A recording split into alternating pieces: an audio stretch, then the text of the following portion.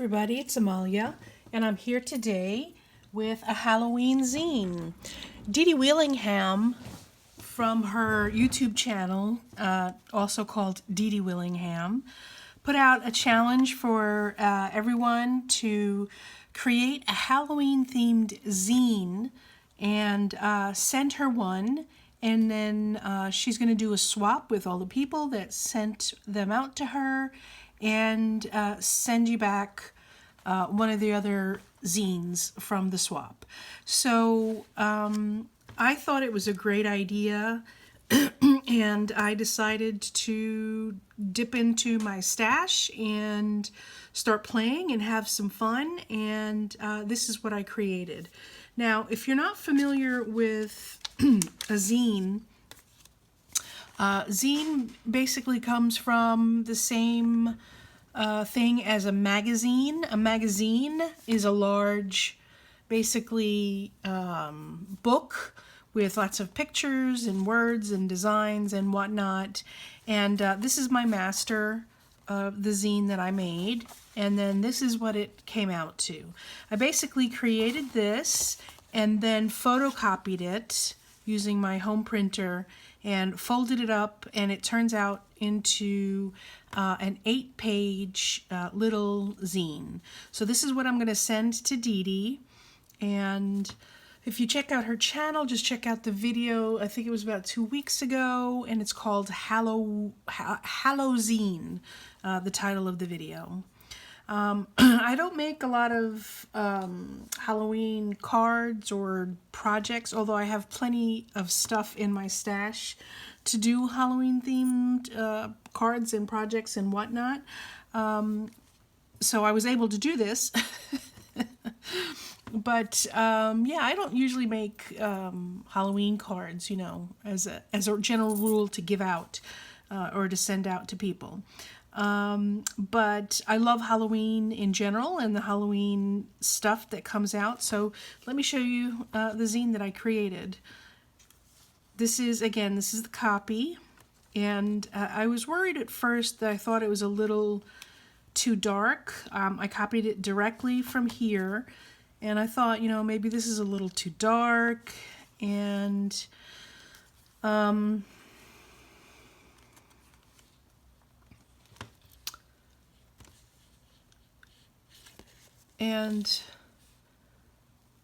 I made a second copy, and there's the end of the magazine. I made a second copy in color, but I reduced the darkness, and then well, I thought this was fine. I think it wasn't dark enough. Like, it was too pastel-y. And so yeah, so I decided to keep the original. So with my printer, I was able to select like the lighter version, and I could go lighter. But I couldn't go like incrementally lighter. So in other words, like this would have been okay, but maybe a little bit darker, whereas this appeared to be too dark. But I kept looking it over, and I thought, you know what, I think it's fine. And so I'm going to keep with this original zine. So so here's the original. I used a lot of the stuff I had in my stash. All of this kind of acetate stuff, this fence, the spiders, the owl, the tombstones, the bat, this silhouette of Dracula, this moon right here. This was all from a Martha Stewart acetate set. Let me show you.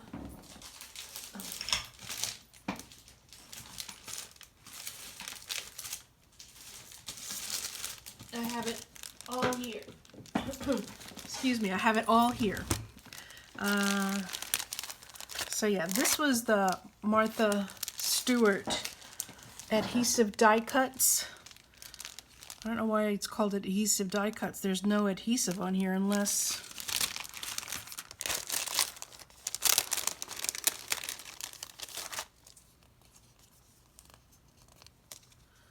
there's some kind of sticky like a removable film on the back of this that I didn't realize there was. If there is, I can't tell. Maybe I had these and I stuck them inside a different, I don't know. I don't know what I did, but this is where I got it from. And I probably got these at Michael's.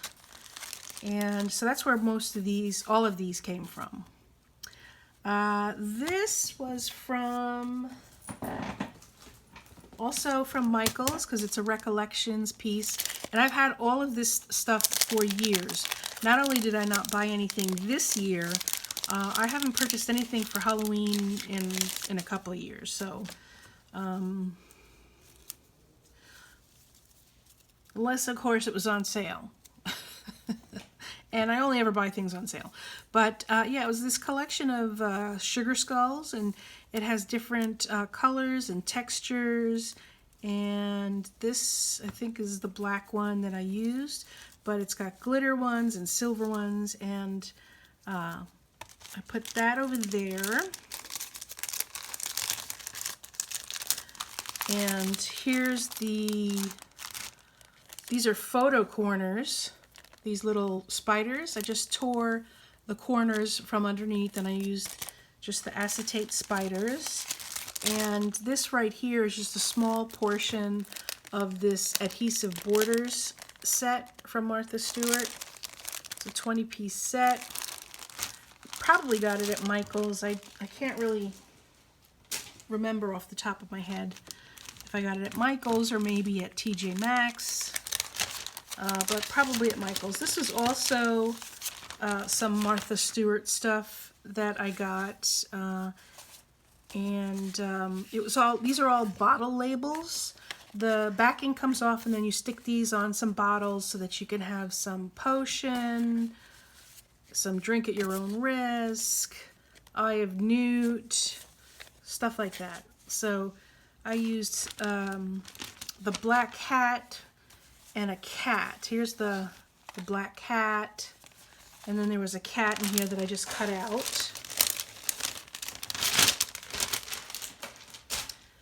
For this right here. These 3 and 4 are all stamps that I have. This is the Most Wonderful Night Owl and the Dance Macabre Skeleton.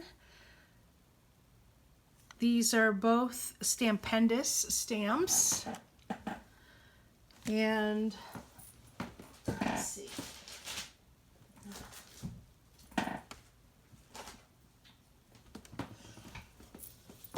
And this is the Raven stamp that I have. And then, which is right here. And then this guy right here, hope you can see him. He's saying, repent, repent, the end is near. I got this stamp from a giveaway table at the Maryland Art Weekend that I usually go to. And it's a metal or lead or something sort of metal stamp. Maybe it's an old printing block or something like that. I don't know, but I used that on there. And let's see, what else? What else? This was one of those Michael's old stamps. Whatever. I can't find it, but it's just one of those little stamps that you get from the dollar section at Michael's. And yeah. This was this stamp right here. I keep this on my desk all the time, and it's this stamp right here. It has 4 different stamps on it. It has that one which is writing, some keys, and then this face right here. And I use the eyes on the moon right there. That's the man in the moon. I thought that came out pretty effectively. So I did this on some heavier weight paper. So this is not paper that you want to use for actually folding up and mailing away the Zine. I did this on some, I think this is some Bristol Smooth type of cardstock. I have it in a pad that I have had for a while, and it doesn't have a top to it or a label to it, so I don't know what the brand is and I don't know what style paper it is. But I took that paper and I ripped it out, and I basically used some watercolor that I had left in a palette.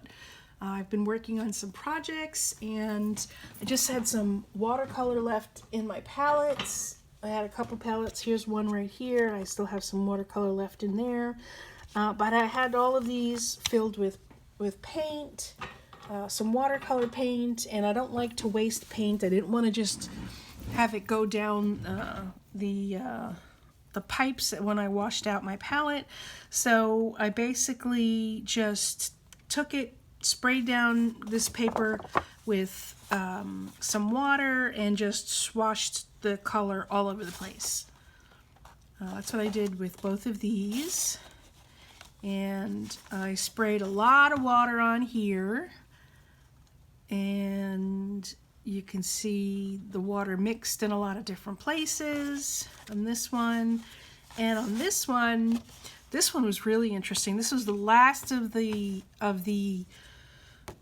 watercolor paint, and it was mostly dark colors like deep blues and blacks and some greens. And the water, the paper was pretty wet. I threw some plastic wrap over it and smushed it and crinkled it and let it dry overnight like that. So that's why you see these patterns on here. But the interesting thing is that most of the color seems to have bled off to the edges, because this had a lot more deeper, more intense color on it when it was wet. And it looks like it all kind of channeled through those little channels right there, and sort of bled only to the edge right here, because it looks like it has a frame around it.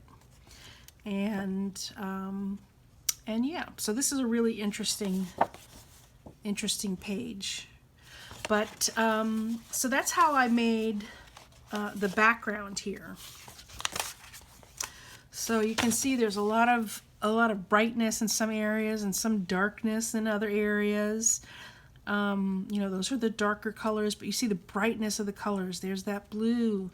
There's some more of a blue-green. There's some red, yellows. These are all the colors that I had in my palette, and I just painted my paper with them.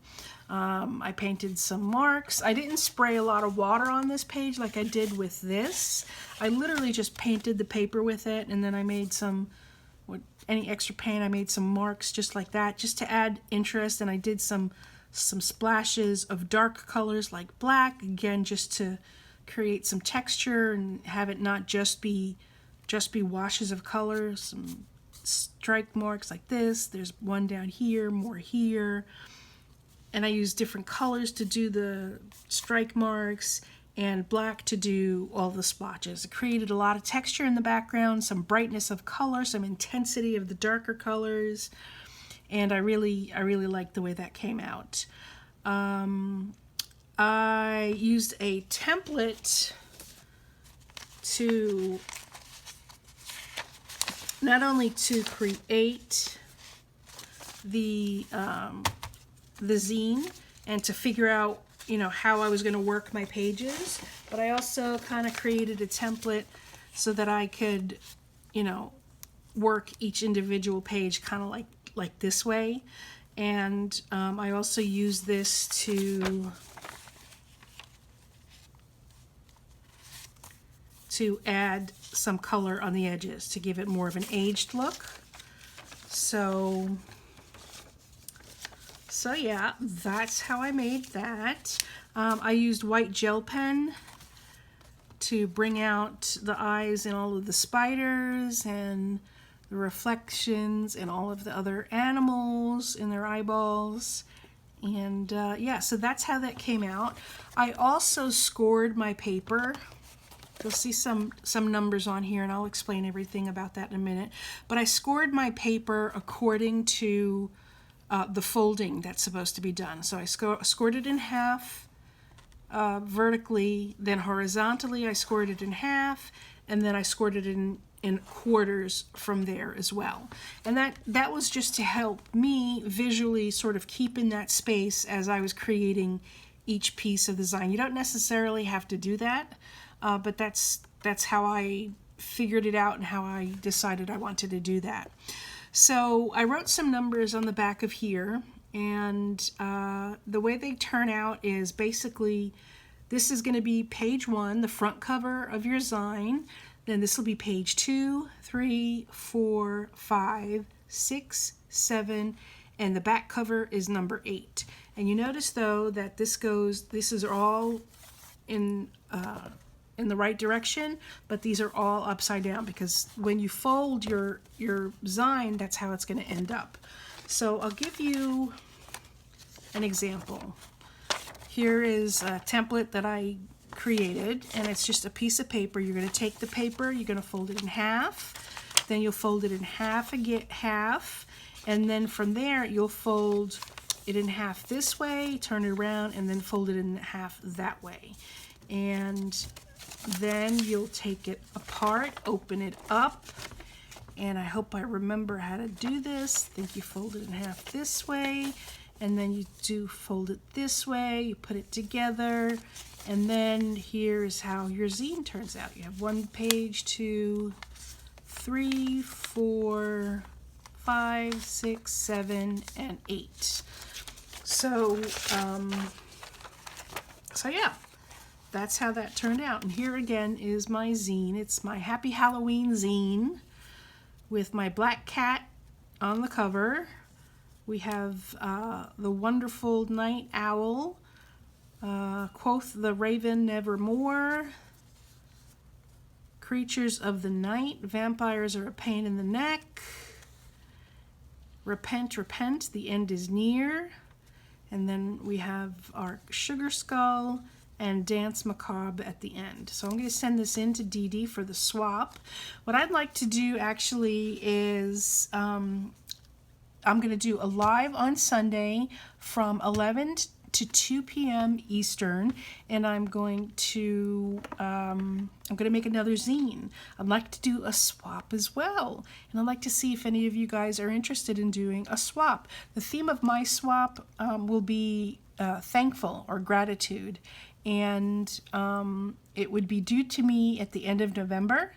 And so join me on Sunday if you would, and I'll do a live. I'll create a zine with you guys live, and you guys will see if you're interested in joining up, and we'll do a one-to-one swap. So you create a zine, you make a photocopy of it, fold it up, mail it to me with a self-addressed stamped envelope, and then I will mail you back one that one of the other folks who's in the swap has done.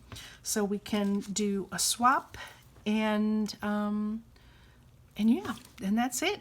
So if you're interested, please leave a thumbs up, leave a comment below if you'll join the live on Sunday, and thanks so much for stopping by, everybody. Bye.